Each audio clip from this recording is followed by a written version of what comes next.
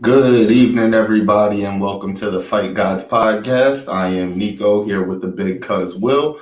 We'll be here to discuss the upcoming fights this weekend on ESPN Plus, featuring two great welterweights and the number 3 ranked Leon Edwards and the number 13 ranked Bilal Muhammad. I think we'll also be talking about some news that's in combat sports. So let's get to it. Will, how you doing today, man? Absolutely, man. I'm good. How are you doing, bro? I'm cooling, man. Enjoying the weather out here in Rhode Island. You know, spring's looking like it's finally coming through. Took the kid out for a little ride in his Jeep today. Nice. How about you guys? What are you guys up to? No more snow, man. No more snow. You sure?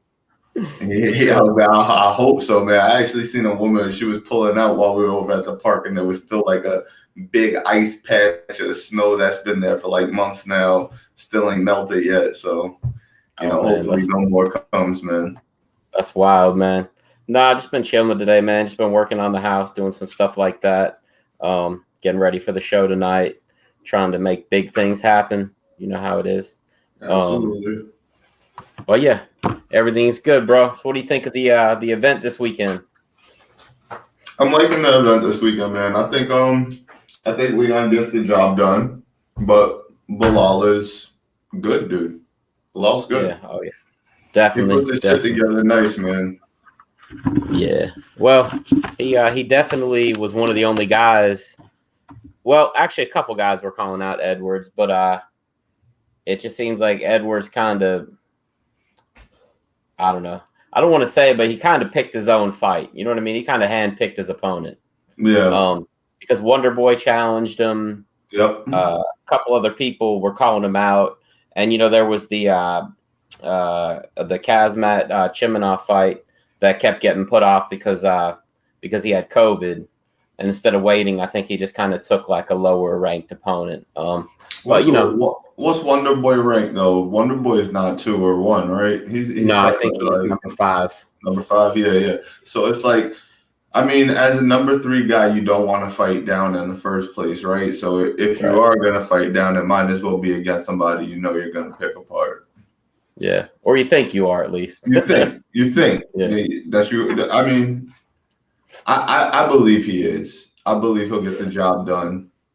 Oh yeah, well we'll get to that fight later on. Yeah. But I'll go ahead and pull up the fight card, and we will start with the let's see, the prelims or no? We'll start with the prelim main event because the rest of the prelim, it's kind of a weak prelim card, which means it'll be awesome. Just because that's just the way it's been going lately. Let's see. Let's go ahead and pull up the event. There we go. They rescheduled the Ashley Yoder versus Angela Hill fight for this weekend. Oh, great. Good for them. So that's the main event of the prelims, which, we talked about it before. It's a decent fight. I definitely say it goes the distance. I know you were telling me the other week when it was supposed to happen that you thought Angela Hill would win by decision. Is that right? Yeah, because she's suspect. Oh, is she now? Is she suspect? All right, let's see what we got here. Hold on.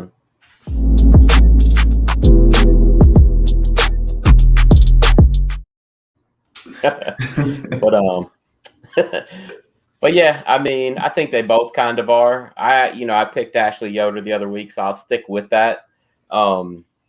Ashley's still the underdog, I believe. UFC didn't put the odds up on that, so let's see. Ashley Yoder, she's plus 270. Angela Hill's minus 355. I think that's a little more than actually last time before they rescheduled it. So I don't know. Maybe they know something about Ashley Yoder. We don't know.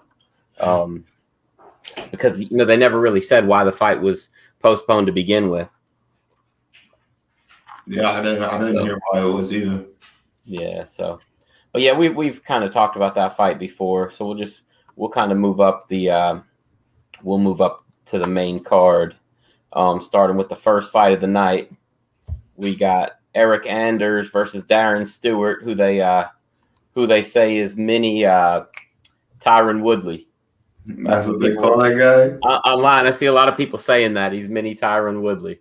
So that's not a bad thing, man. Yeah, no, I mean, it all depends on which Tyron. Yeah. What are you talking about now? Hopefully, it's vintage Tyron and not current Tyron, or that may be a bad thing, you know. But what do you know about this guy, Eric Anders? Oh, he's pretty good, man. He I want to say, let's see, Eric Anders. I know that he fought Machida before Machida left the UFC. Let's see. Eric Anders. I have a couple notes over here that I took down. Let's see. 13-5 against the 12-6 guy. I mean, they've got very similar records. Anders is coming off of a loss to Krzysztof Jotko by decision. Before that, he'd won 2 in a row. And before that, he lost 3 in a row. I mean, basically, since he's been in the UFC, he's been up and down. The fight, let's see, what was the fight? One of his one of his higher profile fights was against Thiago Santos. And Santos stopped him right at the end of the 3rd round. It was a 5-round fight. Referee called it off at the end of the 3rd. That was I believe that was his lone. Oh, okay. That and the Machida fight were his 2 main event fights, and he lost both of them. He lost the Machida fight by decision, split decision, and it was a pretty close fight.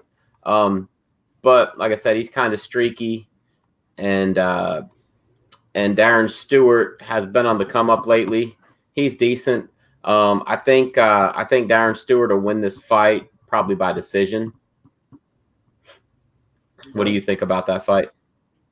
I think that if the Stewart guy is being compared to Tyron Woodley right now, maybe he packs some type of power. I'm not familiar with either of these guys right now, but if you're being compared to Tyron Woodley, maybe you'll get the job done.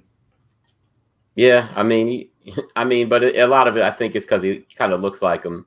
But oh, is that it? Yeah, if you get a good picture of with that right hand or anything. I don't know about that, but let's see. I'll get a bigger picture of him real quick, and let's see if we'll see if you think he does or not. Let's see. Mini Tyron. What's his weight class? Middleweight. Yeah, middleweight. Yep. Oh, what Tyron was welterweight. Yeah. Nah, man. So he's bigger than this man. I know, but I don't know. That's just what people have been saying, man. T Wood too. That's what they gotta call him. You can't call that man mini if he got him in a weight class. All right, check this out. I'm gonna show you a big picture of him, and we'll see what you think. Let's see. And Tyron's short already. Yeah, he is. That's true. I thought we were talking about like bantamweights or some shit. Oh, that's funny. Let's see. Where did that go? There we go. No, I can see it, I guess, but yeah, that ain't many. Nah, maybe jacked. Yeah, that's T-Wood 2.0. Yeah, for real. T-Wood 2.0 for sure. For real, but yeah, so, but yeah, he's pretty good, man. With a physique like that, I'm not going against this guy. He's pretty good. His last fight, he lost a split decision to Kevin Holland. That was back in September. Okay. Before that, I mean, he's been up and down in the UFC too. See, the funny thing about this fight is both of these guys have a 3-fight losing streak in the UFC, and then they bounce back. Okay. So it's really I think it should have been a pick'em fight. I know Stewart is a slight favorite, but yeah, I think he'll win. I mean, he had a good showing against Kevin Holland, who, is pretty popular right now, and he's definitely one of the guys that everybody's looking out for too. So, but yeah, I'll go with Stewart by decision on this fight. If you're not really too familiar with both of them, it's not a big deal. I won't hold you to a pick this time. All right, I'm gonna still go with Stewart anyway, and I'm gonna call it by knockout. All right, second round. Just on some mystic shit, some mystic magnifico. Definitely.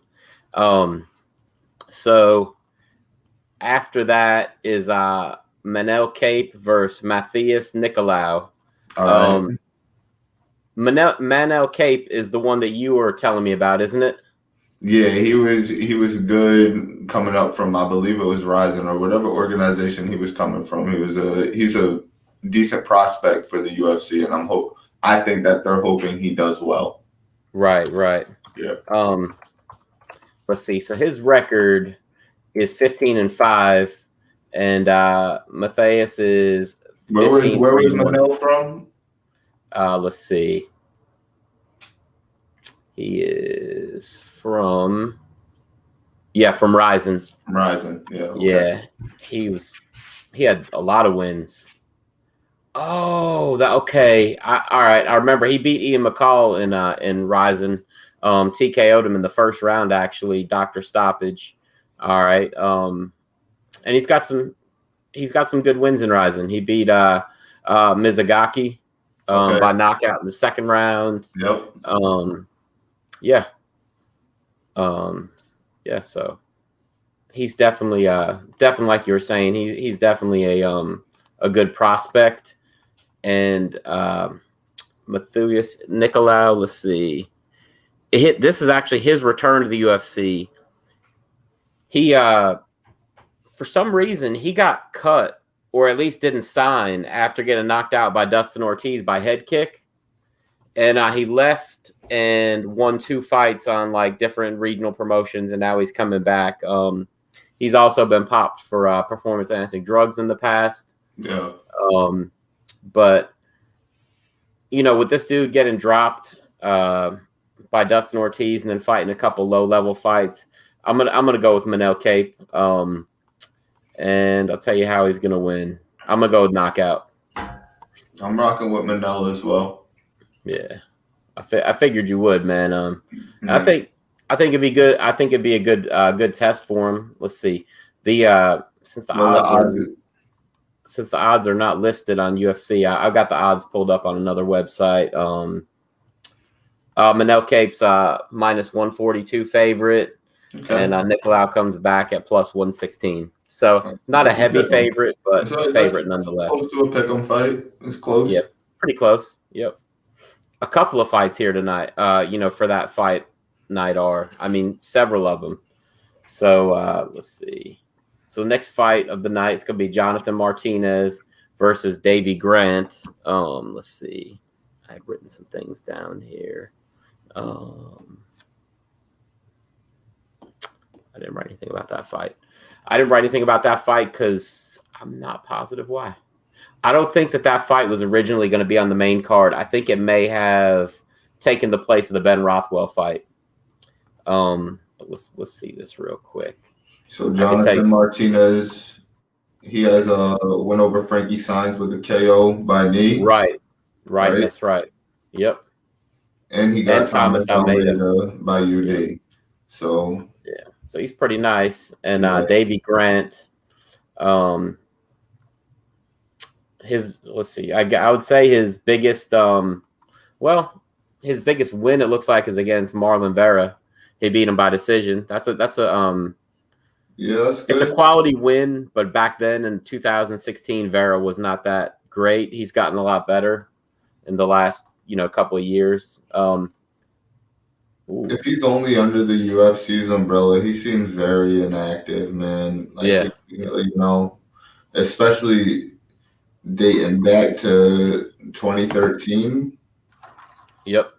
That very inactive. Very inactive record, man. So it's going to be hard for me to, even think that he's going to do anything here. And it looks like one of his higher profile fights, Manny Bermudez, he got a technical submission. He got triangle choked in less than a minute. Wow. That doesn't look so good either. No, that's not a good look, man. Yeah, so I'll go ahead. I'll rock with Martinez on that one also. I'm gonna go by KO as well. Yeah, I'm gonna go with the decision. I think there's gonna be a lot of decisions on this card. Honestly, I felt like you're calling for some knockouts, but I think maybe it's wishful thinking. I want some knockouts, baby. Yeah, maybe. Because a lot of these fighters are not household names. So a lot of the time they end up having the best fights. So, we'll hope for the best. The next fight would be Dan Ige versus Gavin Tucker. Ige. What's that? Ige? Ige. All right. Dan Ige. Hey, he's ranked, right? He's ranked number 9. So that's not bad at featherweight. Not at all. So, and Gavin Tucker, I had looked him up earlier. I'm pretty sure I've seen him fight before. Let me Ige has a split D over Edson Barboza. Last fight was unanimous decision, loss to Calvin Kattar. Okay. I mean, there's nothing wrong with that. And Gavin Tucker coming back, he's won 3 in a row. Sung Woo Choi, huh? I'm trying to picture who he is. Sung Woo Choi, he won. He beat by let's see. He used to be Sung Woo Choi was he was a featherweight prospect for a while. Let's see. Yeah. Okay. And he beat Justin James also a little less than a year ago, also by rear naked choke. And then Billy Quintanillo in December. So he's staying pretty active. So, I mean, for the last 2 years, I guess he has been.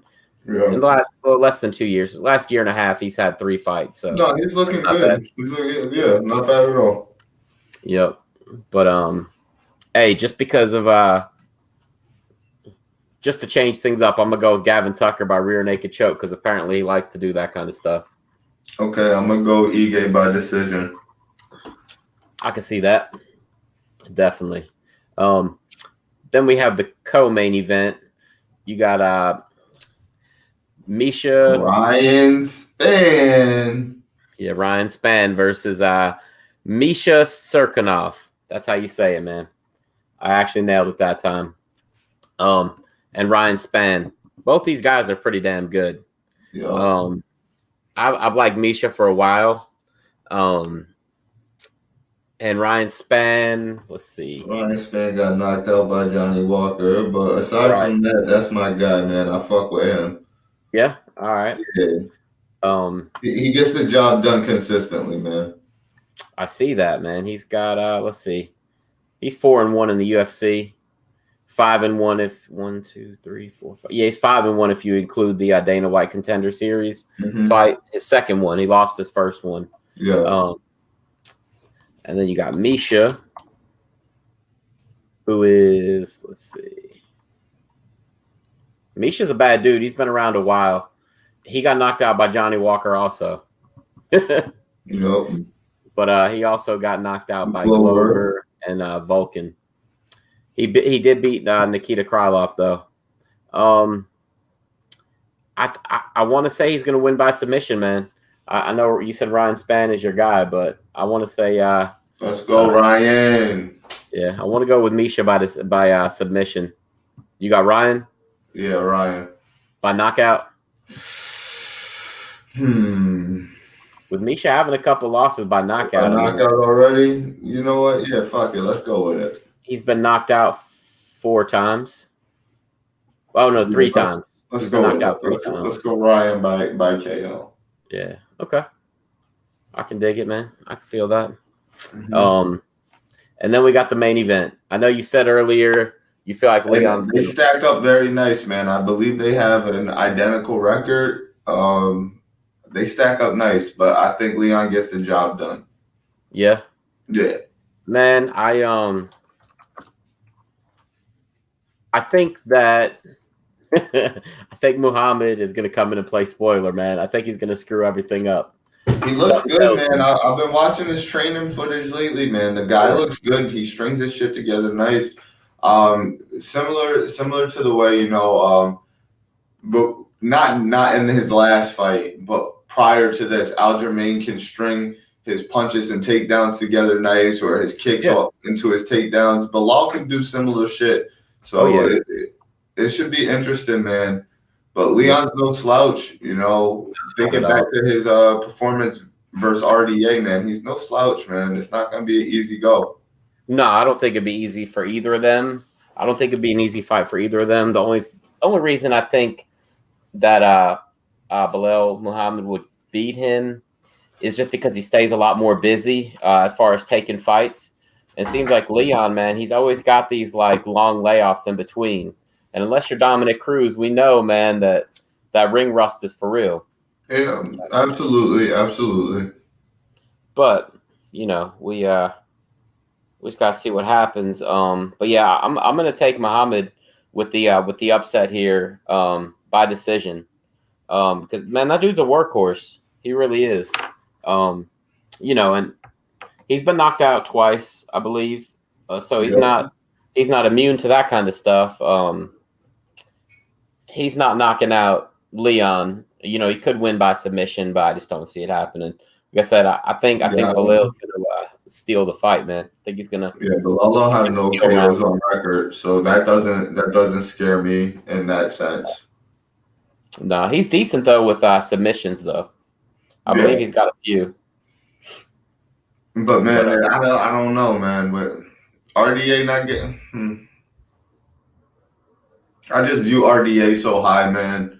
Right. And like his capability of getting shit done, especially when it comes to his groundwork and everything. I don't know, man. I think it'll be a tall order for Belal to get that done.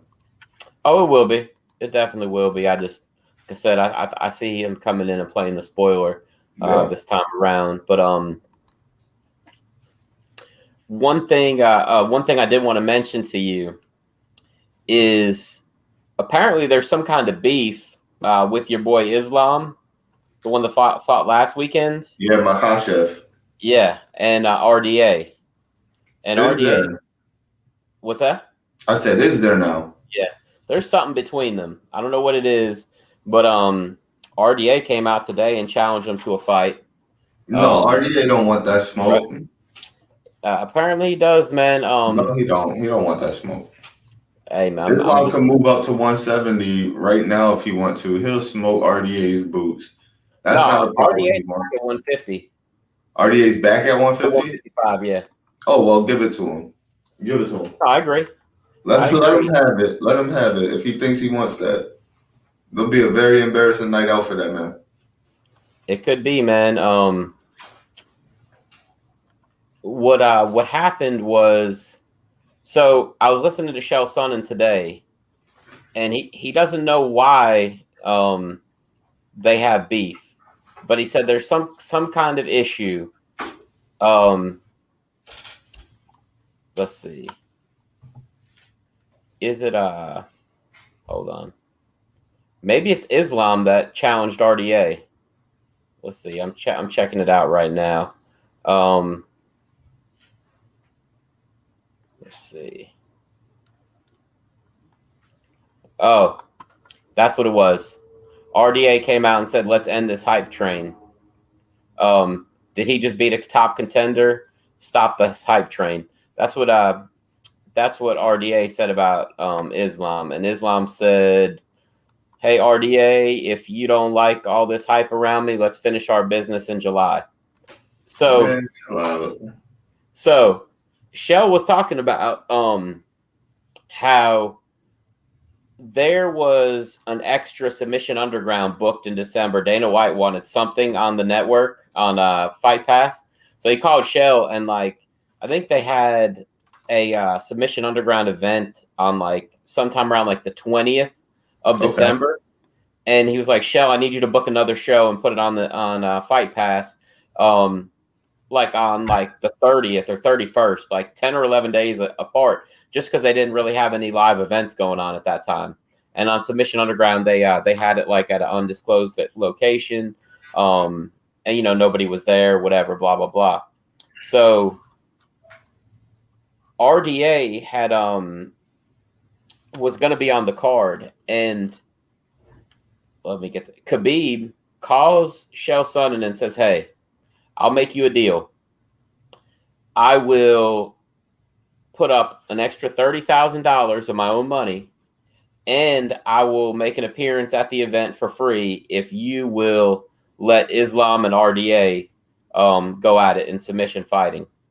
So unfortunately, it didn't work out. I think Cashel had already gotten Donald Cerrone and RDA together, but apparently there's something there. I don't know what exactly it is. Maybe RDA and Habib have beef, and this kid's just like, oh, I'll deal with it for you. But that would be an interesting fight. I think Islam is real nice, man. But going up against a veteran like RDA this early could be a bad move for him. I don't know. We just have to see what happens, man. I don't think it's a bad move for him. If No, RDA wants that smoke, that man knows where he stands right now, and he knows exactly who his trainer is. Like Ariel Helwani alluded to, probably going to be the trainer of the year, Khabib Nurmagomedov.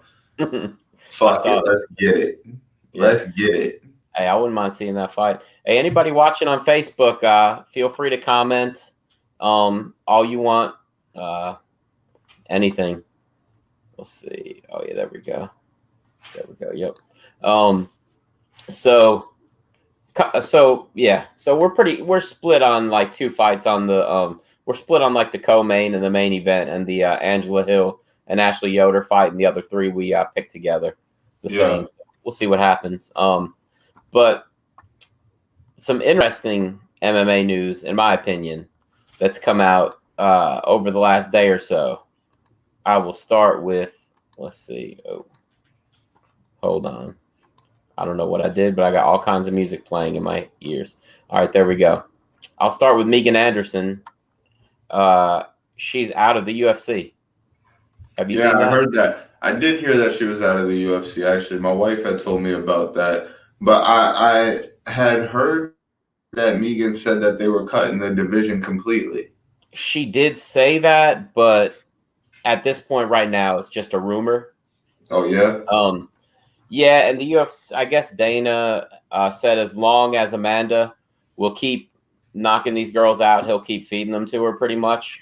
Not in those words. That's not a direct quote. Well, where's she finding them? Like is she gonna start letting her fight in other promotions and shit? I don't know, man. I guess just calling them up from Invicta, because Invicta's got a 145-pound weight class, which is interesting because one of their top girls got demolished by Kayla Harrison not that long ago. Invicta had Kayla. What's that? Where's Kayla at? She's at PFL. Okay. But for some reason, Invicta brought over Kayla Harrison, and Kayla just destroyed the girl she fought. It wasn't even competitive. That's the risk you take, man. Yeah, but Megan didn't get re-signed. That was the last fight under contract. It's not like she got cut. But the UFC may not have wanted to re-sign her. Her coach says she's got all kinds of injuries she needs to nurse and just take some time, to get healthy, stuff like that. We've seen that before. And then, a fighter will come back in, a couple months and the UFC will bring him back. I don't think they'll bring her back right now. I'd like to see her go back to Invicta because with those girls, she was very competitive. But in the UFC, man, I mean, against Holly, against Amanda, she didn't look great. And the other night that was rough. That was one of the roughest. That was one of the roughest beatings I've ever seen a champion put on a contender ever. I mean, I know we saw Ronda end these fights in 10 seconds, 20 seconds, but they weren't vicious. She just pulled an arm bar and it was over. I can't hear you, man. Yeah, there we go. It was brutal. Yeah, it was, man. That was one of the worst beatings. Like I said, I've seen a challenger get. But yeah, so Megan's a free agent. She's got some little bit of name recognition now. So either Invicta or PFL, especially since PFL does have Kayla Harrison at I think Kayla's 155 maybe. I think she fluctuates 145, 155. And then you also have a couple other decent 145-pound girls over at PFL. So it wouldn't be a bad move for her. I mean, I'm sure Kayla Harrison would throw her around, but at least they'd have like a legitimate fight for her at that point, you know? Yeah. So I don't see her coming back to the UFC right away. And you never know, it could be Bellator, but we'll see about that. Another thing that I thought was very interesting is that Ben Askren is in California this week. Did you hear about that? What? He he took a week to go to California and train with Freddie Roach. Oh man, no, yeah. Yeah, so I mean, he's taking it serious. Yeah, all week. If he's spending hours with Freddie, yeah. Okay. I mean, so you know, at least he's taking it serious. You know, he's obviously still so, at. But look. This is the shit that gets me right now. If he goes and spends this time with Freddie Roach, right, and he goes out and wins, people are like, "Oh, look how great his boxing is. Oh, look, this dude bit off more than he could chew, and a UFC fighter who took this shit serious. He's an Olympic athlete, yada yada yada, right?" But now if Jake Paul goes out there and knocks this man the fuck out, everybody's gonna be like, "Oh, he could never fight. He was sloppy. We saw George Masvidal knock him out. He got no chin. Just all this bullshit." I'm telling y'all, this kid doesn't look bad. He does not look bad. And to knock somebody out the way that he knocked Nate Robinson out shows his power. It's not easy to have those gloves on and put somebody to sleep. I mean, people think that this shit is easy, man. You think that you could put on 16-ounce gloves and punch somebody in the face and they're going out, and it's not true. That's special power, man. It's special power that he has. And as we both know, it's a lot easier to knock somebody out in an MMA fight than with those smaller gloves. Yeah, with those smaller gloves.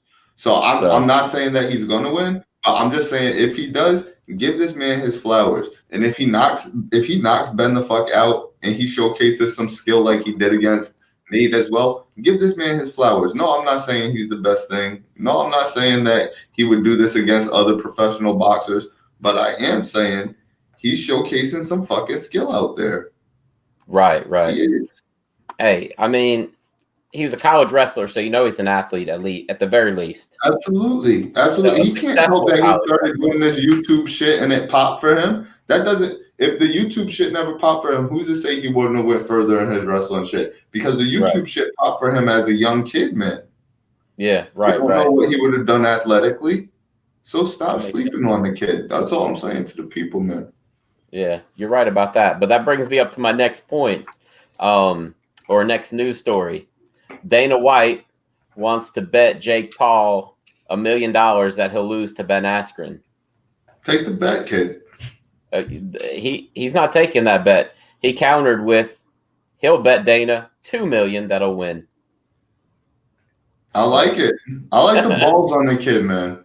Yep. He said, this is Dana said that. Let's see. I'll read you the quote. Dana White said he talks a lot of shit. We're going to find out. I hope you can bet on this thing because I'll fucking bet you $1 million that he loses this fucking fight. $1 million that he loses this fight. So Jake Paul on Instagram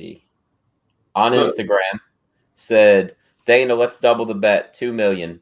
We wire the money into escrow, $4 million total, winner takes all. My team will be in touch to make the contract. After I knock out Ben, we could set up Jake Paul versus Dana White 2021, since you consider yourself a boxer and me a YouTuber. Bro. Hey, man. Bro, I like it. The kid talks good shit too, or whoever's helping him write that shit, fucking phenomenal. For real. But, hey, man, look, Ben is an Olympic athlete, so you know his cardio is going to be on point. You know his strength's going to be on point. He is going to try and turn this shit into a dogfight. He's going to keep the kid up against the ropes if he can, in the corner if he can. He's going to be punching from clinch if he can. So to evade that shit the whole time and still pull it out the way that he intends to pull it out, we got to give the kid his flowers if he does, man. Definitely. You have to. You have to. I'm with you. And I think, I think it'll be an interesting fight. I don't even want to really make a prediction until I see a little bit of Ben Askren's training videos closer to the fight. Because right now, whatever.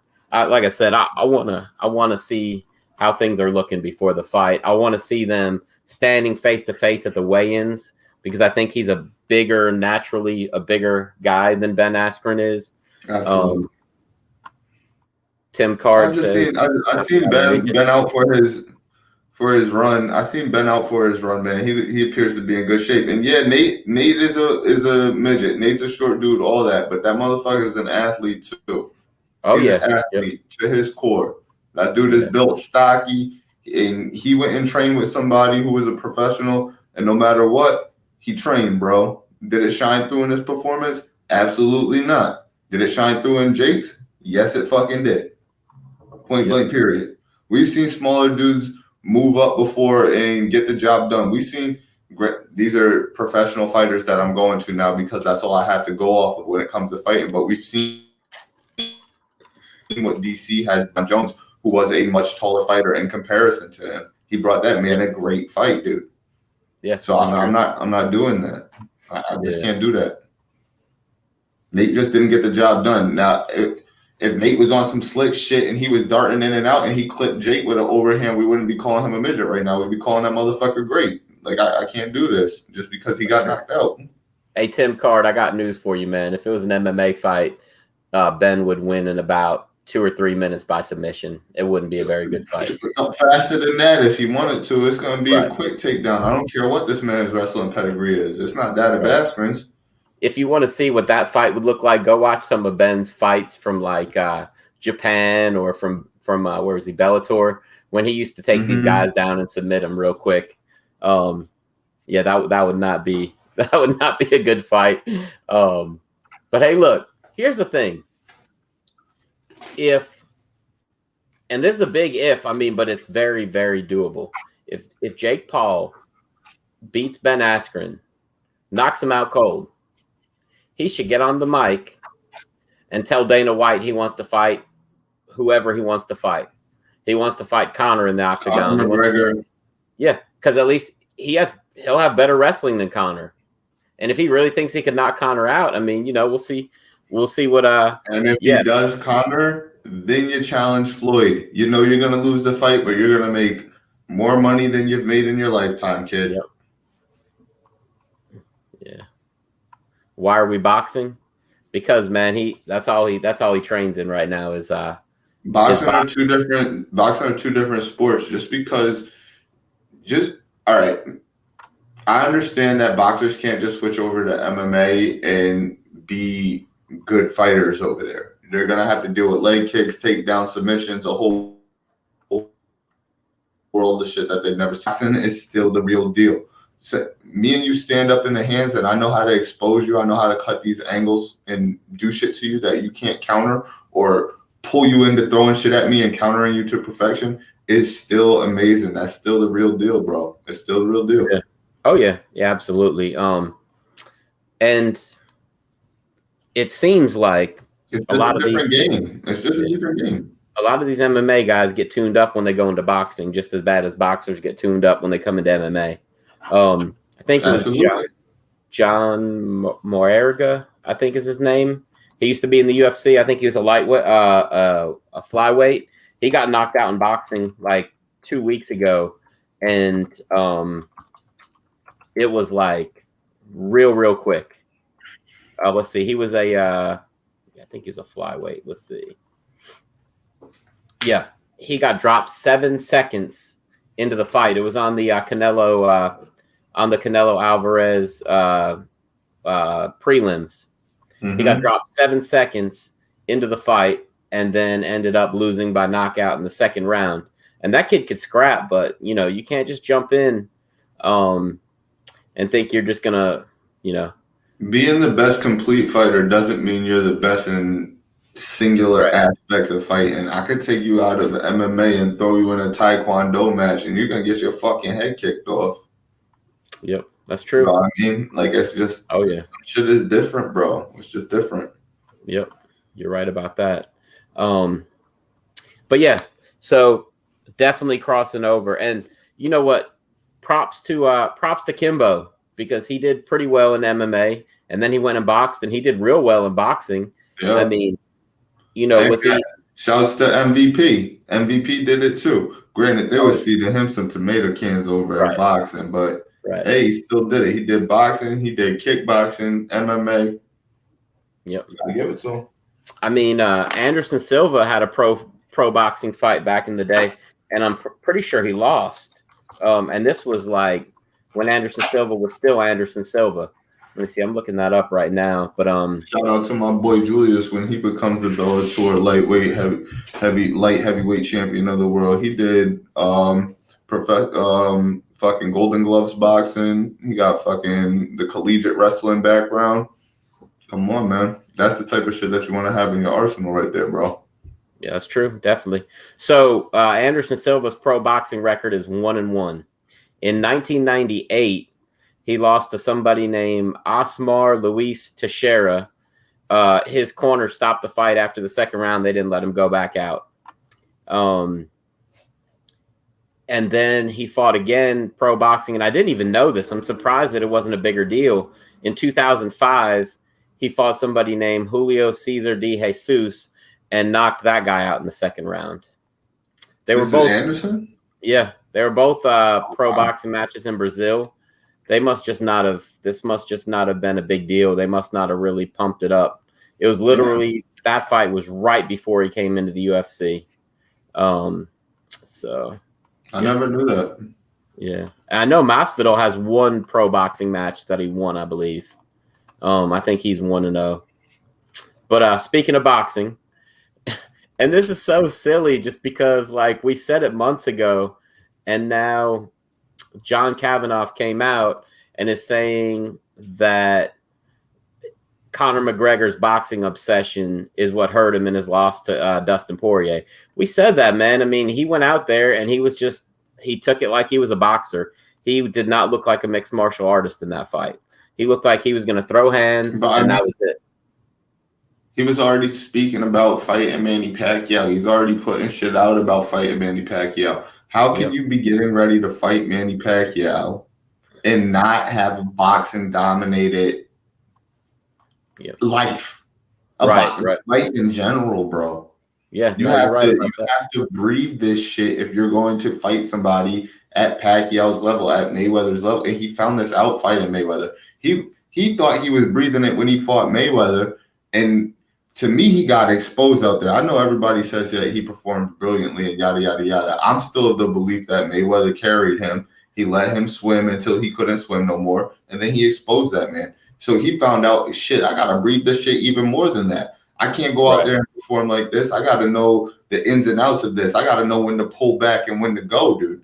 So if you're living like that, how could you be ready to fight Dustin Poirier when he's going to come in there with the kicks and the takedowns and the submission attempts? How can you be ready for that shit? Looking to kill you, man. Yep. You can't be. Nah, you can't be. And it's funny you say that because that's pretty much a big part of the quote was Kavanaugh said, we got a bit obsessed with the boxing one. There was talks of a big fight after that. Our bad, our mistake, our fault. No one to blame. We just have to make sure we have to keep spinning that kickboxing plate and all other aspects of MMA and get ready for the rematch. So at least they're acknowledging that was one of the, not so smart things they did. And then Kavanaugh went on to say, fair play to Dustin, Mike, and the rest of those guys.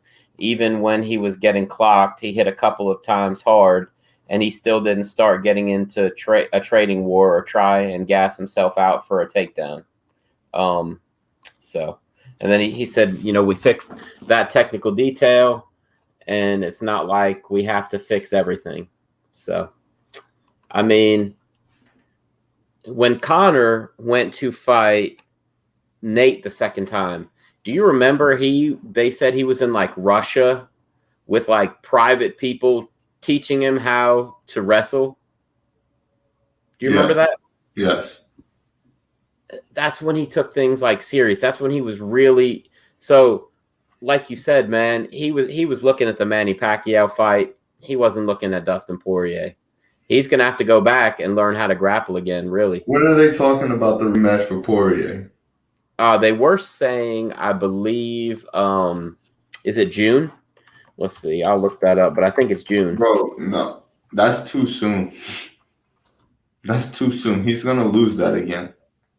What is it right now? When did they fight? They fought in February. February, what? At the end of February? No, pretty close to the beginning of February. Yeah. But yeah, well, they want to make it for the summer. It's either June or July. Man, I don't think that his leg will be ready for full contact until May. Till May? Yeah, I can see that. I think that's how bad his leg got chopped the fuck up, bro. Yeah, they didn't really give us like a real report, but I know his leg was messed up. You remember when Jose Aldo fought Uriah Faber? Oh yeah, that was one of the worst I've ever seen somebody's leg look. The next day he was on the crutches and he showed his leg and shit like that. Yep. Oh yeah. That's the same shit that Conor going through. But at his calf, bro. Yep. At his calf, lower, bro. That's crazy. You're gonna feel that. Don't got nowhere to go. At least the blood had room to disperse through Uriah's whole entire thigh. That's your calf. It don't got nowhere to go, man. Yeah, you're right about that. It's gonna be bad news for him, bro. Yep. Let's see. I'm gonna show you this real quick. I'm gonna share my screen, show you a picture of that. Let's see. Oh. Let's see. Did Conor even release a picture of his leg after? I never saw one if they did. I don't think that he would, bro, because that's how bad that shit probably was. But that's Uriah's leg right there. Now imagine that in your calf, bro. Horrible, man. Because see, that you can see, you can still walk around like that. You're going to be limping, but man, your calf, you're going to feel it every single step. At least this, your feet and all that. The calf is right down there by the bottom of your leg. He's not going to be ready to take no fucking kicks to his calf like that, or start checking, or learn how to pull back properly, or start putting weight on that shit the right way until it's too late. He can't go out for runs and road work like that. He can't be fucking game plan. Like Dustin can work on some shit right now if he want to. Game planning for Conor. That's true. That's true. Tim, you said you were so happy to see Dustin beat him. The new humbled Conor is something new. Don't expect that humble Conor to come into the next fight. He'll come out talking shit, guaranteed. Because that's one of the things that he blamed it on too. He said, "Oh well, he was being too nice." Number one, I've heard so many excuses. I've heard that he had his whole family and kids at the hotel with him for like several weeks beforehand, and that's all well and good. But I mean, look at Amanda Nunes. You know, she had her kid there. You saw it. She was definitely. They were definitely quarantined because because Nina was there, even though there wasn't a crowd. So she's part of the camp. She's got to be quarantined. She's there for a while. The kid's there for a while. So you can't really use that as an excuse. I do think that McGregor, to pump himself up, will come out talking shit and be back to his brash ways. And that's fine. Look, when you believe you're that great, you better have some type of excuse for why you lost. It's like these dudes that play basketball. I scored 32,000 points from this spot right here. Why you think I missed this shot? Because he fouled me. You gotta have an excuse lined up to why you missed that shot. Yeah. If you believe you're that great, you better have the excuse lined up. Yep, you're right. Dustin was rocked that fight, but I don't think he was as bad as people think he was. I think that he was all right. I mean, yeah, he got hit hard. But at this weight, I don't think Conor gets the job done. Conor was magnificent. He was a monster. Conor destroyed my heart, my soul, just everything, dude. He destroyed everything in 13 seconds, bro. He was fucking magnificent. UFC at 194, right? 194. That's a shirt that I own that you'll never see on this show. Oh man, what the fight that you'll never see on this fucking show? The fight shirt for that fight? Yes, I have it. Hold on a second, man. Hold on.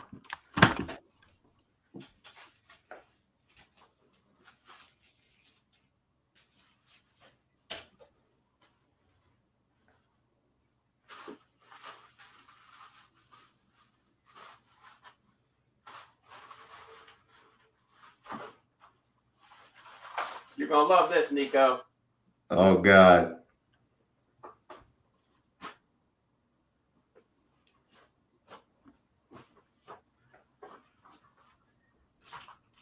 I was saving this one for a special occasion, but there it is, bro. Hey, that's a good one from that show. That's a good one from that show. Walkout tee for that's a good one from 194. That's beautiful. I like that shit. I like that shit.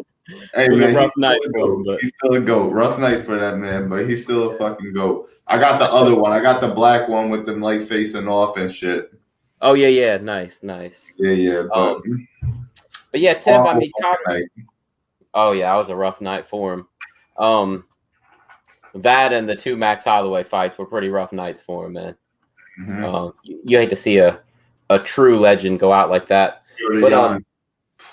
Yeah, Peter Yan. But the Yan fight was pretty close until about the 3rd or 4th round. Yeah, he just couldn't keep up that pace. But Tim, he's got to talk to hype up the rematch. Otherwise, who wants to see it, man? It does not matter. There's a reason why Conor sells the most pay-per-views, because either people love him and they want to see him win, but just as many people hate him and want to see him lose. People will pay to see a guy that they hate get beat up. They will. I dig what you're saying. He's got to talk to sell the rematch. But there's one thing about Conor is he has a lot of nut huggers out there. The people will talk for him. They will sell the fight for him. They will hop in all these fucking groups and run their mouths for him and get everybody else worked up to want to see him lose. That's what happens every single time. Conor don't got to say a fucking word at this point. People going to talk that shit for him. Yep, that's true. But I do think he will talk some shit. Oh, regardless. Fuck it. Oh, fuck it. He got to come back brash now. Yep, you're right about that. So moving on from Conor, which we could... No, Tim, the rematch is not scheduled, but they're trying for that fight. But then there's always the possibility of Nate versus Dustin Poirier, but I don't see Dana letting Dustin, who's the #1 lightweight in the world right now, go up to welterweight to fight Nate Diaz. Yeah, it's a money fight, but he'll make more in the second Conor fight. So I would go with that one, but no, it's not booked yet. But moving on, I was going to tell you that yesterday Aljamain Sterling had an interview with Nolan King, and a couple quotes that I'll read to you. If Cejudo actually saw my training, he would know, and everybody else would know, I can actually keep that pace for 5 rounds. It bothers me that I got tired so quickly halfway through the second. I don't know what I'm blaming it on, but I think there's a couple of pieces of things I'd have done differently. My water load, for one. Man, get the fuck out of here right now. That boy was fighting frantic. He was fighting at a pace that I've only seen one person that could do that for 5 rounds straight. And that's Frankie Edgar. He's not Frankie Edgar. Frankie could fight that pace for 5 rounds and be okay. Maynard. Yeah, exactly. Against BJ Penn too. BJ Penn, yep. Max is getting there. Yeah, definitely. But Max doesn't mix in the wrestling takedown attempts very often. Mm-mm. You know what I mean? Frankie, that pretty much was an attempt to be like Frankie almost. Not that he was trying to be, but that was a Frankie type round and a half. No, but then, like he said, what's that? I see that through and through, bro. Yeah, but after that first round and a half, he couldn't keep up that pace, and he'll never be able to. I mean, you can either do it or you can't, man. I understand that that certain people, they can get better cardio going and all that other stuff, but it's not going to change that much that you could do that for 5 rounds instead of a round and a half. Yeah. You could do it for a round and a half and you really get your cardio. Maybe you'll be able to do it for 3 next time, But so later on in the interview, I just wanted to go down a little bit. He said, I think that might be the thing because I felt my energy going in the back room and we were getting on the bus. I didn't feel good. I felt weak. I felt fatigued, and I just felt something was just wrong. If I had a performance like that on a compromised gas tank, I think the future is bright. I just got to make a little adjustment. I think that is him talking himself into a rematch. As far as pumping himself bro, up. because he knows that he was losing that fucking fight. Right. He knows exactly what was destined to happen to him, man. The caution lights was going off in his head after the first time that he hit him with that little fucking sweep. He already knew, bro. Oh, this man's starting to sun me right now. Yeah, definitely. Come on, man. I bet you he don't ever watch the fight back. He probably not gonna watch that shit back, bro. He needs to. He really needs to. But there's some other stuff. I'll stop with that. Because it just seems like he's just trying to make himself look good. And just I don't know. I feel like he's almost trying to justify in his mind, number one, them ending the fight, and number two, him giving him a rematch, because I think the rematch is gonna end pretty quick. Last time we saw some stuff like that, like there's different fights, but you come back and in the second fight, it's like ridiculous. Fights that we thought people won, like look at the Shogun Machida fight, and then look at the second fight. Shogun went out there and said, "No, we're not doing this again. I felt like I won the first fight.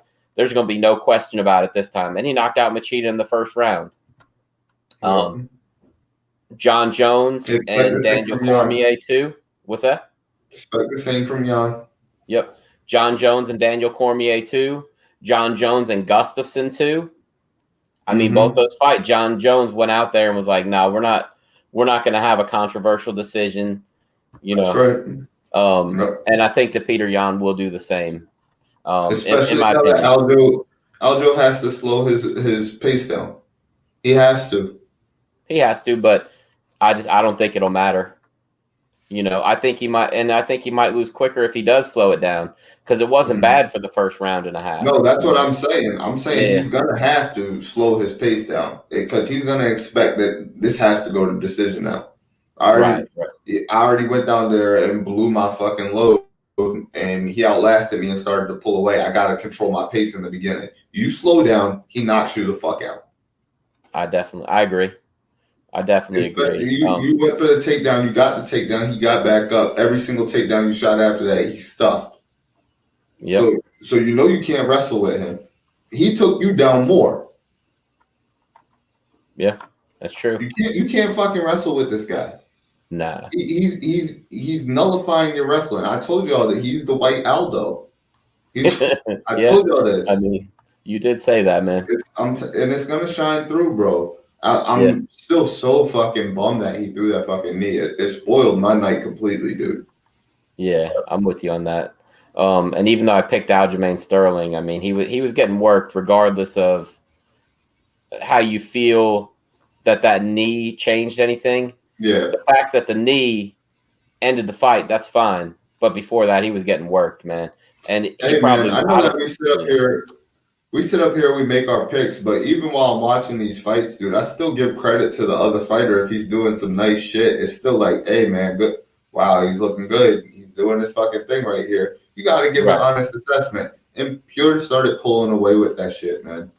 He started to. Yeah, no, you're right. You're right. Let's see. Hold on.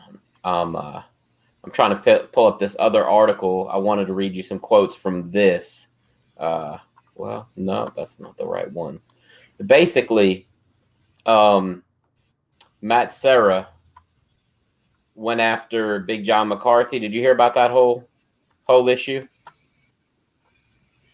I heard that he said that he made a business decision or something along those lines.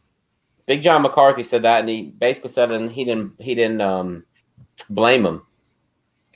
But he also said that he wasn't acting like a guy who just got knocked out and had a concussion either afterwards. And it's a fact. Right. And Matt Serra came out and I can't find the article right now, but basically said that he called. Of course, he resorts to name calling, and he said that Big John McCarthy had a big Herman Munster head, I think it was, or Frankenstein head, and basically said, "Well, how many times has he been kneed in the head? How does he know what it feels like?" Blah blah blah. Oh shit! Well, Big John McCarthy has been in the fight game forever. I mean, he's reffed thousands of fights. And he knows what he's talking about, in my opinion. Absolutely. I think that Matt Serra has beef with John McCarthy over something else, though. And what is it, Will? Tell me what I'm going to show you. I'm actually going to show you. Now, this is my conspiracy theory, but just after doing just a little bit of research, this is why I think that Matt Serra. Yeah, hey man, you know I'm a conspiracy theorist. You know that, man. But I'm gonna pull this up, and I'm gonna see what you think. Check that out. Big John McCarthy on. Let's see. God. You see it on August 4th, 2016. Somebody asked John McCarthy, "What would you say out of all the fights you've reffed would be the biggest upset?" And John McCarthy said, "Probably Matt Serra beating George St. Pierre and taking the welterweight title." Now that's why I think that he doesn't like Big John. Seriously, hey, fighters hold a grudge, bro. You know that. They hold a grudge. And 5 years later, I think he's just sticking the middle finger up at John McCarthy, like, "Oh, fuck, I don't like, whatever." So I think that Aljo was milking it, man. I've already expressed this shit. I'll express it again. I think he was milking it. Aljo has like a fight podcast as well, where he discusses the ins and outs of fights all the time, man. This man is a student of the game. He's been around for a while. He's seen it all, done it all. You don't think that he knew that the ref calling him downed already and Piotr throwing that knee? If he said he couldn't continue, that the ref has to stop the fight? He knows this already. He wants to go on to be a sportscaster after this. He wants to be in the position where he's sitting up there talking about these fights. He knows what's going to happen, guys. It was smart. It was smart, but he was acting. On his Twitter feed, it clearly states that he's an actor. I can pull the picture up if you'd like me to. That's right. You told me that, and I looked yesterday. It says actor up there. And that was a god-awful performance. All the blinking, the looking around. Like, stop, man. Cut it out, bro. We've seen people get fucking slept, them go to commercial break, them come back, them still be asleep, them get up and still be there when the ref raises the other person's hand. He has to cut this shit out now. Yeah, no, I'm with you, man. It took place. It happened. Whatever. So what? You're the champ now. Run that shit back. And if you're really about that life, retain. And we'll all shut the fuck up. But until then, I feel like he milked it. I'm with you. One thing that, and I listened to a decent amount of show, son, and in case anybody's like wondering why I bring up what he says, I think highly of him. I listen to him and Teddy Atlas podcast probably the most out of any other podcasts. And the Fighter and the Kid, but not so much since Brian Callen hasn't been on there regularly.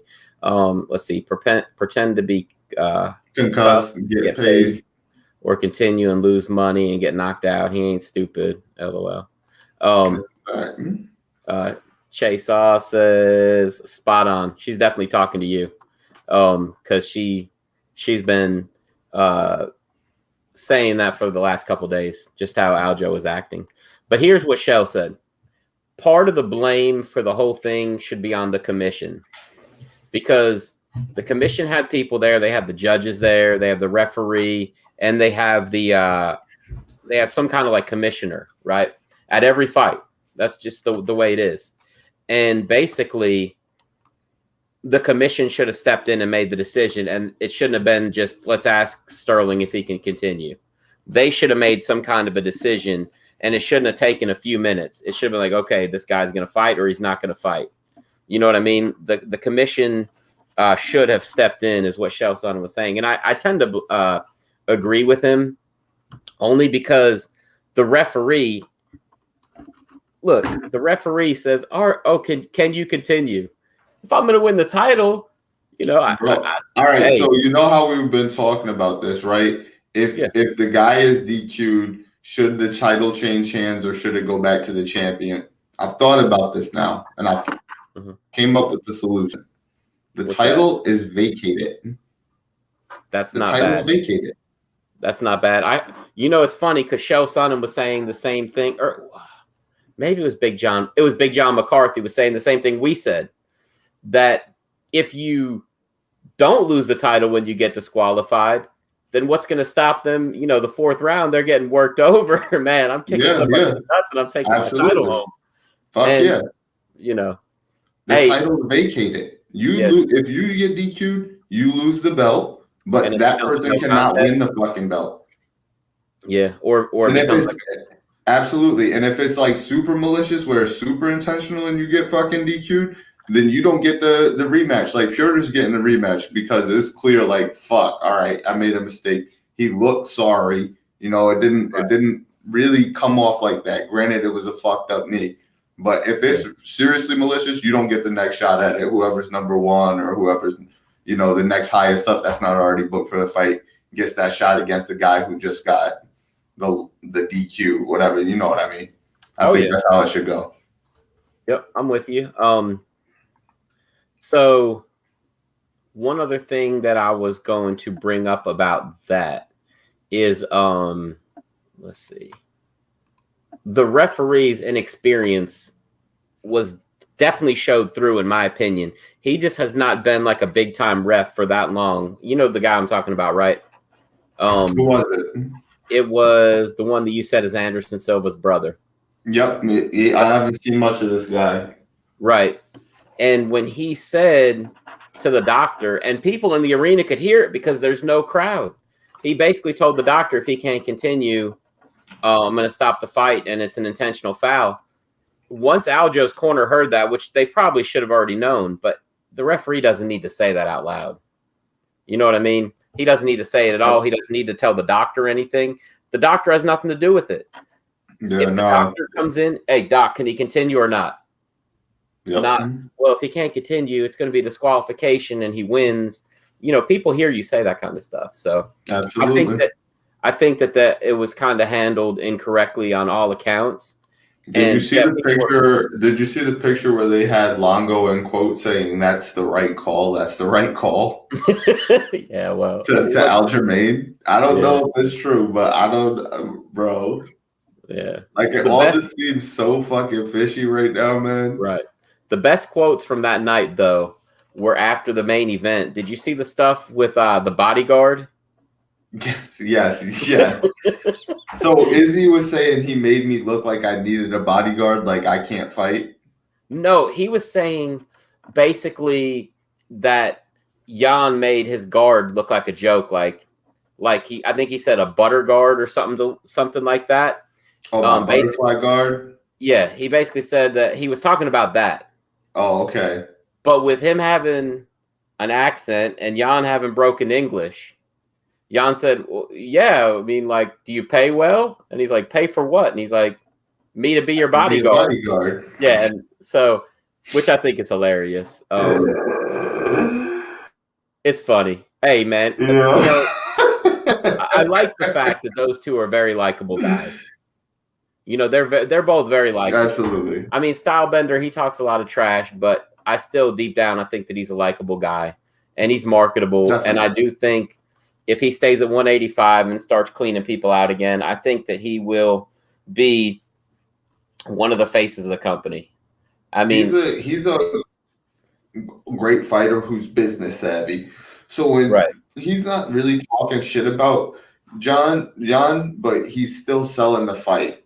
You know what I mean? Yeah. But if he doesn't like you, he's gonna fuck you up, in the words. He's going to war with you, in the words. And you could kind of see that with John Jones. But you don't get that version of him with every fighter. You could tell that he definitely has respect for the game and for certain people. But there's some people, man, where he's ruthless. He's ruthless. And now it's funny because I see all these people talking on Facebook that basically Izzy's done. he's finished, blah, blah, blah. No, he's not. He's going to go back to 185. And I don't think that there is anybody besides Vettori, we talked about the other night, who went the distance with him, which I don't think would happen again. I think that was Izzy's first fight in the UFC. You get the jitters, blah, blah, blah. What these guys don't realize, and it's because a lot of them just started watching MMA recently, and that's cool. I don't care if you started watching it yesterday. I'm glad. We need more fans. But this is no different than Max Holloway going up, losing to Dustin Poirier, and coming back down, and look at him now, man. Yep. He's a bigger star now than he was before he went up. Hell yeah. And I think that all it's going to take is Israel going back down and showing really what he can do at 185. Like you said, Conor. If Conor was smart, okay, I've had a rough time at 170, 154. Let me go back to 145 where I was killing people. But he's got too much. Exactly. Right. That's right. But he's got too much ego for that. Some of these other guys like Max. I think he's addicted to the dream. Yeah. But Max and Israel, I think, are addicted just to the dream. Yeah. But you know what I mean? I think Max and Israel are smart enough to say, okay, you know what? I went up. I wasn't quite as strong as I wanted to be at that weight. Because if Israel's going to go back up to 205 ever, which I do see him doing later on in his career, he needs to take a solid 6 months to a year and do weight training and get his muscle mass up, like John Jones has been doing since the summer. If you're going to do it the right way. You got to walk around 225. Yeah, you can't just sit there. Right? Yeah, but you can't just sit there and just go up, because it just showed you the other night that, man, even just from him not cutting weight, I think that it slowed him down quite a bit. He did not look as fast as he normally does, but he wasn't in the shape he normally is in. So in the future, he's going to have to put on muscle if he ever decides he's going to do 205 again or heavyweight, which I don't know at this point. I mean, I think Brock Lesnar could come back and give him trouble at heavyweight. I mean, if you really think about it, all it's going to take is a great heavyweight wrestler that could just hold you down and has muscle, man, and right. He could be in some trouble. Now at 185, I think that he comes back and just cleans house. Does Brock Lesnar come back at heavyweight for John Jones? I'd love to see it. I mean, I don't think it'll last more than 2 rounds. I think Jones would finish him, but I think it would be big hype, man. That could be the biggest fight in UFC history, honestly. Who do you get to co-main? To co-main that? Yep. Valentina or Amanda. One or the other, man. Or Valentina versus Amanda. I like it. You got to use one of them, because just because they're great fighters, but they're just not great draws, I like it. But yeah, you put Matt Holloway before them in a non-title fight. There you go. Yep. So other news lately, Dan Hardy got released from the UFC over some kind of a dispute with a female employee. So I'll go ahead and read a couple parts of his statement that he released. Basically, apologies for my silence on this current situation. I'm still chasing answers privately, and it's taking some time.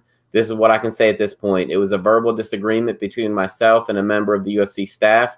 It was forthright, but not aggressive and specific to work. I've apologized to the individual for the embarrassment they must have felt, as a small handful of our colleagues from the British media were present. We were taking a break from reading UFC 258 content a few hours after the Holloway Cater fight had concluded when the disagreement occurred. Let me go down a little bit. Let's see. BT Sports have not fired me and are still keen on working with me in some capacity. I'm appreciative of their interest in a continued collaboration. Thank you for all the support and the comments across their accounts. Let's see. All right. Yeah, it's pretty, I'm forever a fan of the UFC and dedicated in service of MMA. I appreciate all of your kind words and support, both privately and publicly, and have lots of exciting offers to consider. With respect and gratitude, the Outlaw.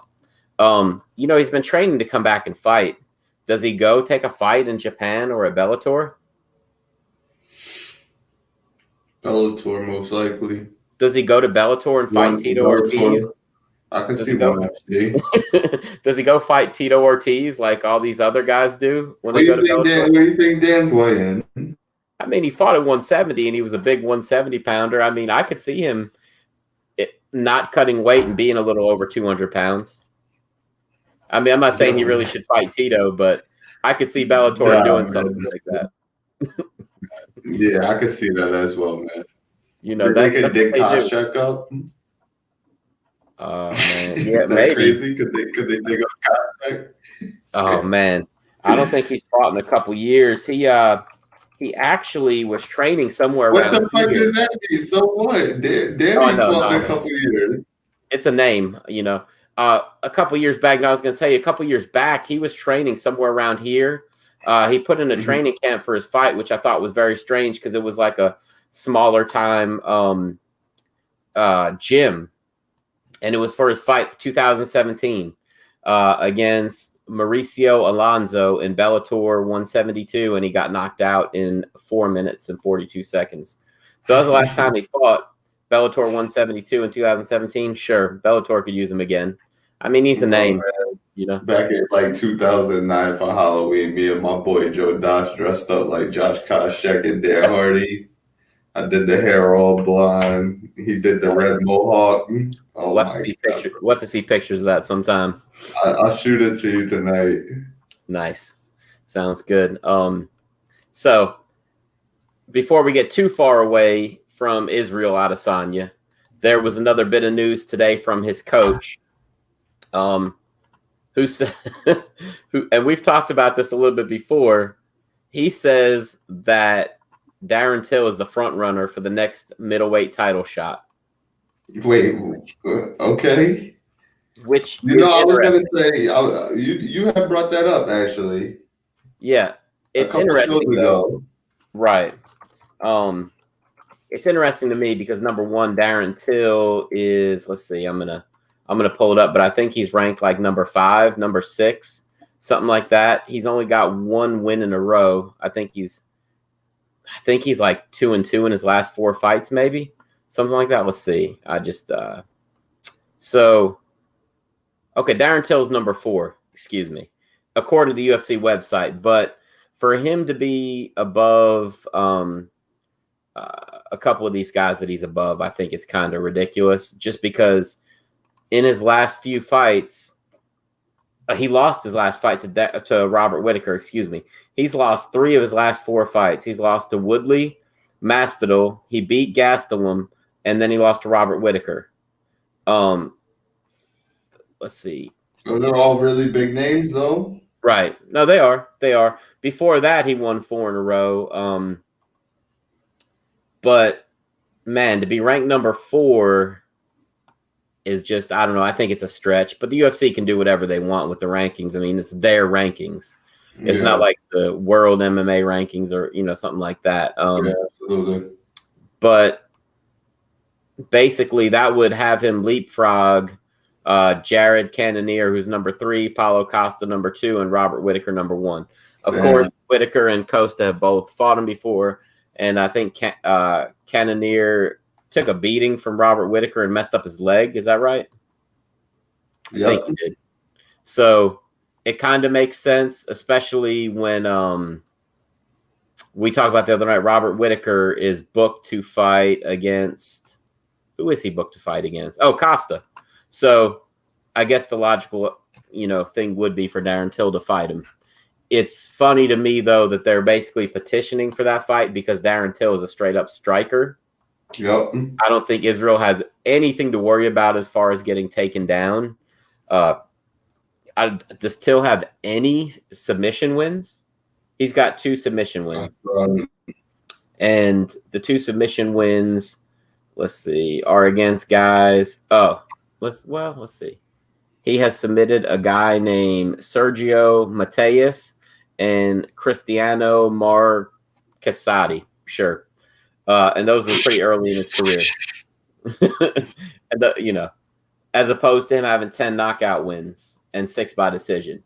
I think that, like I said, Izzy would have no issue fighting this dude. I think that it would be a clinic. he's got to watch out for Till's power because Till does have power. But as far as head-to-head striking, I mean, I think that he'll kill. He's gonna scrape Till. Yeah, he's gonna scrape Till. May look similar to the fight that Till had against Jorge Masvidal. George knocked him out in the second round, and George was just too dynamic of a striker for him. And Israel, I think that's a fight that he could he'll be stunting on him. As we said, he got style on him. Oh, you mad because I'm styling on you? Exactly. Oh yeah, yep. Well, hopefully he doesn't get knocked out like that dude did when he said that. But oh my God, they don't even know what we're talking about right now. But that's all right. I didn't know you knew what I was talking about when I said that shit. Hey, that's classic, man. That's a classic. That's classic. When he was like, "You guys see this dude running like gazelle from a lion?" Bro, oh my God, for real. That's classic right there. But yeah, you have to lay down for me. I watch all those old battles, man. I told you I watched the Von Fury ones not that long ago. All the ones from BET. Yep. But yeah, so yeah, I think Darren Till would be an easy fight for him, in my opinion. I mean, no fight's easy, especially with like world beaters like these guys. But at the end of the day, I don't think it would be much of an issue. But yeah. But besides that, I don't think there's anything too crazy going on in MMA. Anything you've been hearing about besides what we've covered? Nah, man, not really, man. Okay. Well, we've come to the time in the show for the weekend, honestly. Yeah, I'm excited about the event, but on paper it looks like it's going to be a bunch of decisions, and then, like we said, that means there'll probably be like no decisions. That'd be good, man. So, but we've come to like everybody's favorite part of the show. And check your Facebook, by the way. I just sent you that picture. Okay. I have to check it later on. I'm on the other Facebook right now because I'm still in Facebook jail on my original thing for the most ridiculous thing ever. Sorry, man. I'm breaking out soon. But yeah, so everybody's favorite part of the show is here. We're gonna check in with Alpha, and I found a couple different videos. Alpha shouted us out on his Instagram, man. Yeah, he did. He had to, man. That's big stuff, man. Makes me feel good about myself. But let's go with this one first. We're gonna check out Alpha's flying kick. My goodness. Yeah, so let's see. Let's see this. Oh, one set. Hey, that wasn't a bad kick. I'm going to be honest. I know we Oh, absolutely. I need it again. It froze up over here. Nah, tell your friend to stay still, though, dog. Drop step. Okay. Oh, wow. Look at the elevation. The chamber. The reason why it's doing that, I think, is he filmed it in slow motion. Van Dam. Okay, Van Dam. I see you. Legit. Too legit. Hey, Nico, I'm gonna ask you a question about this here. Oh man, tell that guy sit down somewhere. Oh, let's see Alpha. Is he gonna kick again? Oh, what's going on with my YouTube? Oh, there we go. Woo! His head left the frame on that one, my lord.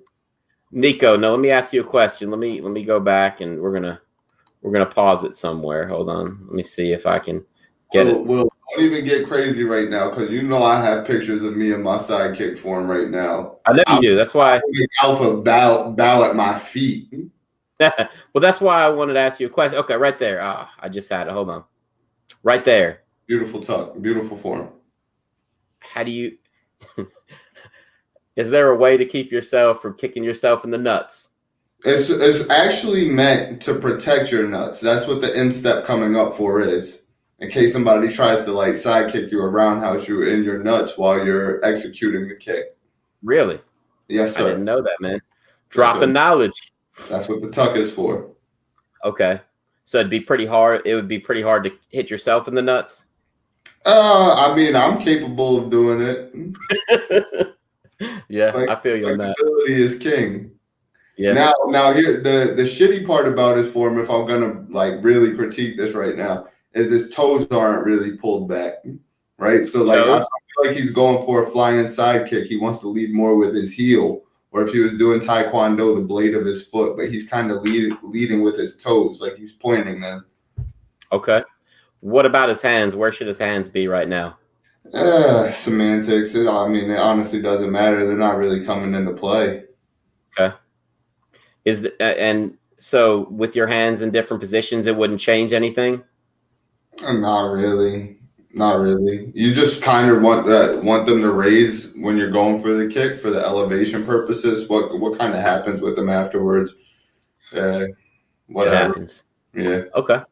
Well, that was a pretty cool video, but we got more. We have got more. All right, let's see. All right.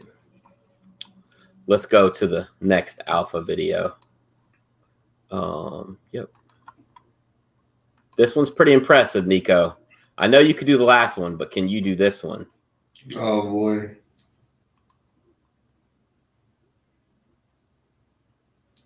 Oh well, come on, man. Hey man, come on, yo. The height on that kick was great. Hey, he does have some long legs. We're not even gonna gas him, man. His height and flexibility is looking real good. He does a lean back though to get the height up a little more. Mm-hmm. But hey, man, you gotta give credit. Did you see that last kick? He kicked over his own head. Yeah. But you see where his head's at? That gives him height to get his leg up there a little more. Okay. The last kick, he definitely swung that leg up there pretty high on that last kick. Yeah, right here. Yep. Alpha, come to America, man. We're gonna train you, bro. There it was. I got some shit for him, man. If you want to be serious, bro, I got some tips for that ass now, Alpha. There you go, man. Hey, I'll tell you what. I might not have been born to fight, but I was definitely born to coach. There you go, man. There's definitely something to be said just about how you can go from a fighter to an athlete that fights. You know what I mean? Like Kimbo obviously was a fighter in the backyard. He had to become a little bit more of an athlete. He needed to be smarter about fighting, stuff like that. So I don't know. Obviously we have no idea what Alpha's actually done because nobody's seen it, as far as we go. But if he ever really wanted to do something, I think that he's got like a good build for it. I mean, dude, he's got to be 6 foot. He's got to be. What is he, like 19 years old? 19. Yep. He's young enough. Oh yeah, definitely. So, hey, Alpha, we're telling you, man, if you need to come to America to train, man, come on, bro. I think it's a good idea. I think you'll get better training here than you would in Senegal? Is that where he is? Yeah. Yep. And you've already got like a built-in fan club, man. Our boy Tony Shores, I think he could be your security guard and like your handler, manager, all that stuff, man. Definitely. So, but the females out this way are already building shrines in your honor. There it is. Thinking of building statues. They definitely need to put some like they just can't find stone glorious enough to encapsulate that is you. Absolutely, man. That's hilarious.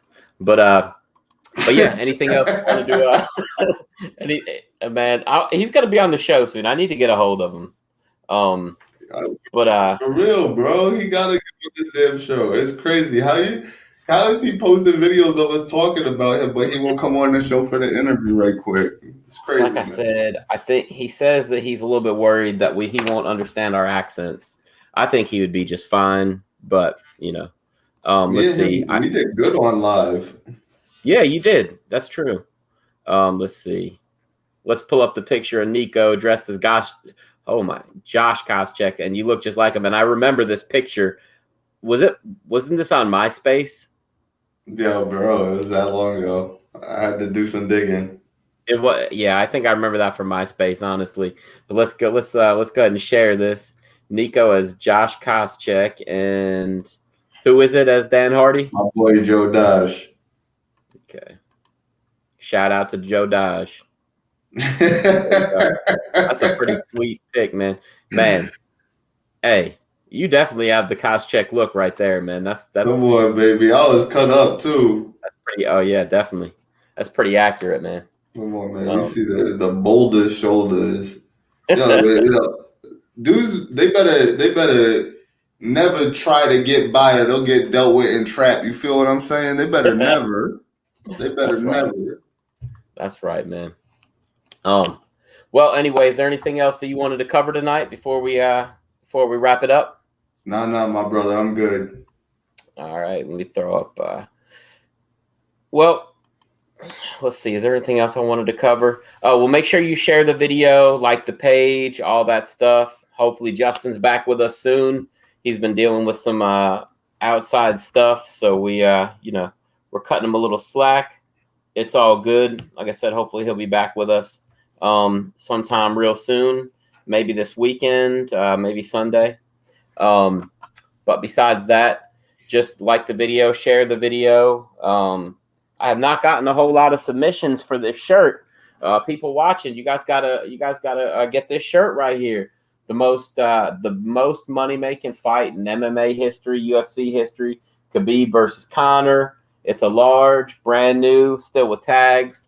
That's a rare item, man, for real. Like, you can't find them online new anymore anywhere. So I'm giving it away. All you got to do is invite 5 friends to like the page and be a follower of our Facebook page and our Instagram. We're not asking a lot. So do that. Send us a picture with a screenshot, and you're in the game. We've gotten a lot of new page likes, so I'm wondering if some people. What's your guys' YouTube name? Tim, I will post it in the let's see. It's just the Fight Gods podcast, but I'll No, I think he was asking about Alpha shit. Oh. Alpha Umar Dalal. Oh. Okay, I could put that in the chat too, man. Let's see. Talk about us. We're at Fight Guys podcast, everything. Yeah, pretty much. Tim, here you go in the chat. This is I don't know if he'll be able to click on that though. That's his oh, why is it doing it so much? Okay. If you look at Facebook, you could see it. I just put the link there, so you should be able to pull that up from there. Alpha, he posts some videos to YouTube, but he posts a whole lot more to Facebook and Instagram. So you'd be better off. What's that? Facebook and Instagram for Alpha. Yeah, definitely.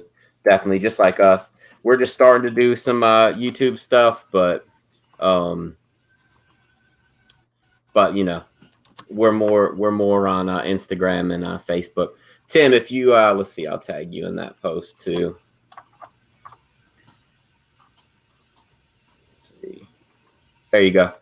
I tagged you in a post with his Facebook page, so you should be able to find it. But anyway, let's go ahead and wrap this up. Nico, we'll be back Sunday night with some results. We'll talk about some different things. Definitely, we're still looking for sponsors. If anybody's interested, we've got a couple that I've talked to lately, so hopefully some of those come through.